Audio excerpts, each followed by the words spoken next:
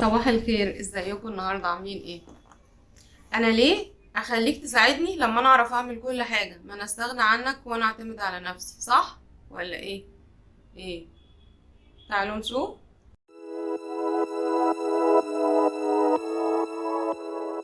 طيب دلوقتي فعلا في ناس متعدده المواهب ومتعدده المهارات وشاطره وبقوا ناس كتير دلوقتي. هل ده يخليني اعمل كل حاجه؟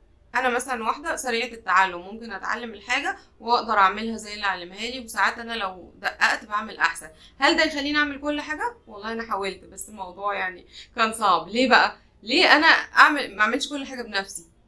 انا ممكن اعمل كل حاجه بنفسي، بس هعمل قد ايه؟ انا دلوقتي لو بعرف اعمل كل حاجه وعملتها بنفسي، تعالوا نفترض كده السيناريو اللي معاشوش، عشان اكيد في ناس عاشته، بس تعالوا نفترض بقى اللي معاشوش، يعني نتخيله كده.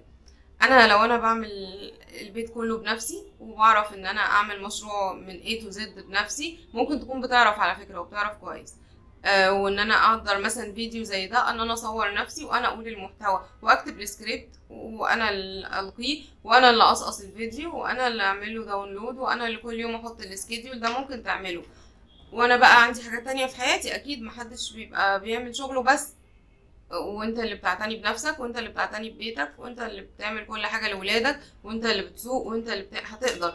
بس طب تفترض ان انت لو قلتلك افتراض ان انا جبتلك 10 نسخ منك، ايه رأيك؟ هيبقى احلى ولا لأ؟ انا كنت زمان بفكر اقول ليه الواحد ما يعرفش يعمل من نفسه 10 نسخ. طب لو قلتلك ان بس بشرط ان هتبقى كفاءتهم كل واحد زيك بس كفاءتهم اقل شوية، توافق ولا ما توافقش؟ ولا الاوبشن التاني ان انت تعمل كل حاجة بنفسك؟ انا عن نفسي يعني هختار ان هما تبقى كفاءتهم اقل شويه بس يبقوا عددهم كبير. فهو ده هي دي الفكره هنا بتتلخص، ان انا لو عملت كل حاجه بنفسي، انا وقتي قد ايه؟ عمري قد ايه؟ يعني مهما كان حد هيعيش 100 سنه، هيعيش كل يوم هيصحى مثلا 3/4 اليوم. طب الطاقه بلاش، احنا بيبقى ممكن عندنا وقت ساعات من اليوم كله بس ما عندناش طاقه نعمل حاجه، سامعين خبر وحش، عيانين، عايزين نستمتع، عايزين نخرج، عايزين نعمل اي حاجه. فانا دلوقتي لو انا بعمل كل حاجه بايدي، طب ما انا كده الحاجه هتقف. طيب لكن لو انا، يعني هنا بقى الاداره بتتدخل، لو انا بقى اعرف اعمل كل حاجه بس هاخد مثلا حاجتين ثلاثه اعملهم بنفسي، ودول هيبقوا اكتر حاجات بحبها او اكتر حاجات مهمه، مش لازم تكون بحبها، يعني مش كل الناس بتمشي بالحب قوي. اكتر حاجات مهمه انا مش عايزه ادي مثلا سرهم لحد، او انا شايف ان لا ما حدش هيعرف يعملهم زي دول اللي انا بتميز فيهم، او ان ما عنديش حد يعملهم بنفس الكفاءه او بكفاءه 80%. اوكي، طب بقيه الحاجات لو حاجات ممكن تعدي، مثلا لو مثلا ست بتودي ولادها المدرسه وبتربي ولادها وبتنظف البيت وبتشتغل، ما تشوفي 3 4 حاجات كده سهلين، يعني صعبين عليكي او واخدين وقت كبير منك او مش مهمين. يعني هو دلوقتي انتي تربي اولادك وتقعدي تتكلمي معاهم، ولا مثلا تنفضي الشقه؟ يعني لو الشقة فيها شوية تراب صغيرين او لو الدنيا مهرجلة بسيط، مش لازم بنقول نبقى في غابة، هل ده هيبقى افكتيف اكتر، ولا ان انتي مثلا تقعدي تتفاهمي مع ولادك او تبني عقلهم؟ هي اولويات بقى، كل واحد يفكر. بس اكيد زي ما اتكلمنا في موضوع الاولويات ان مش كل حاجة مهمة، عشان لو كل حاجة مهمة يبقى كده كلهم بقوا زي بعض في الاهمية، بقوا مش مهمين. فاحنا ممكن نعمل ايه؟ نختار الحاجات المهمة قوي بالنسبة لنا، او الحاجات اللي انا شايف لا دي محدش هيعملها زي، او انا بستمتع وانا بعملها. في ناس مثلا ايه، هي بالنسبة لها تمسك العربية وتسوقها وتقعد تودي وتجيب، ده متعة. انا مثلا بالنسبة لي السواقة اما اتعلمتها لقيتها متعة، فممكن انا اختار ان انا اسوق بنفسي ولا اجيبش سواق مثلا.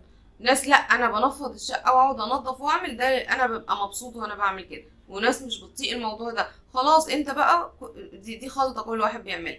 بس الفكرة الاساسية ان انا ما اعملش كل حاجة بنفسي، لاني حتى لو عملت كل حاجة بنفسي وطلعت بالكفاءة دي، انا كده مضيع فرصة كبيرة قوي. ليه بقى؟ يعني زي مثلا لما تكون انت هتروح المشوار مشي او هتروح بالعربية، نفس الفكرة بالظبط. طب انا لو طول النهار رحت كل المشاوير بتاعتي ماشي، هوصل واروح، بس هعمل كام مشوار في اليوم وبعد كده هتعب. انا ممكن اروح من هنا مثلا، امشي من هنا من مثلا من المعادي للهرم، ممكن هتاخد مني اليوم كله وارجع بكره بقى ولا حاجه.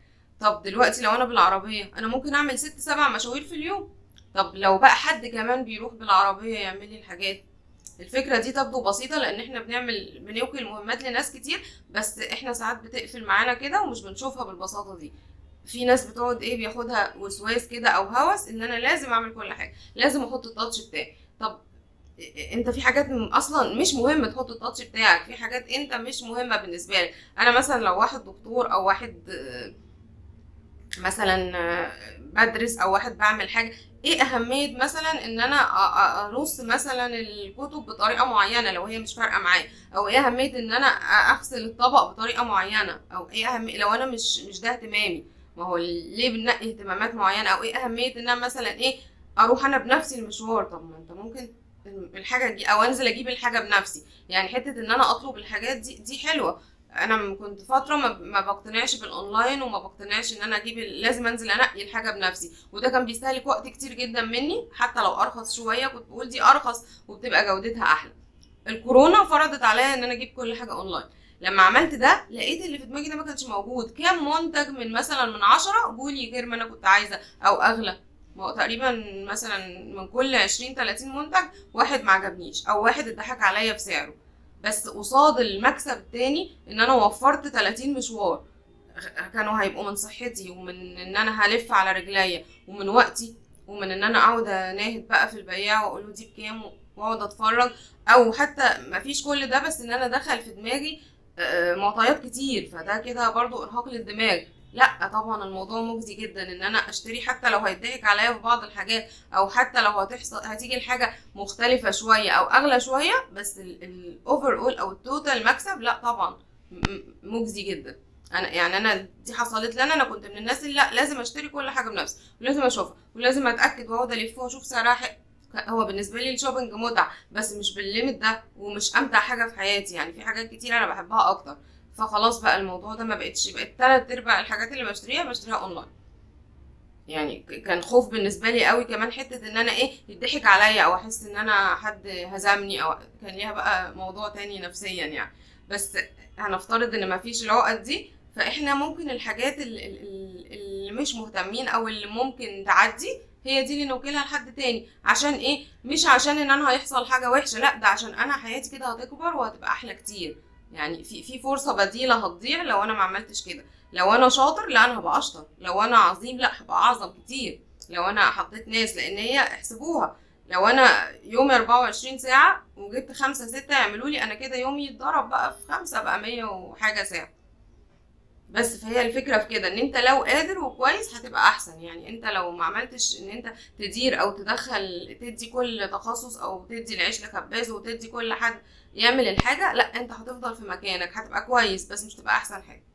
بس فده الفيديو ده للناس اللي هي حياتها ملخبطة ومش عارفين يعملوا ايه، او الناس الطموحة اللي عايزة هي كويسة وعايزة تبقى احسن. فده هيفيد على الجانبين. بس ان شاء الله يكون عميق ومفيد ليكم، ونتقابل في فيديوهات تانية كتير. شكرا.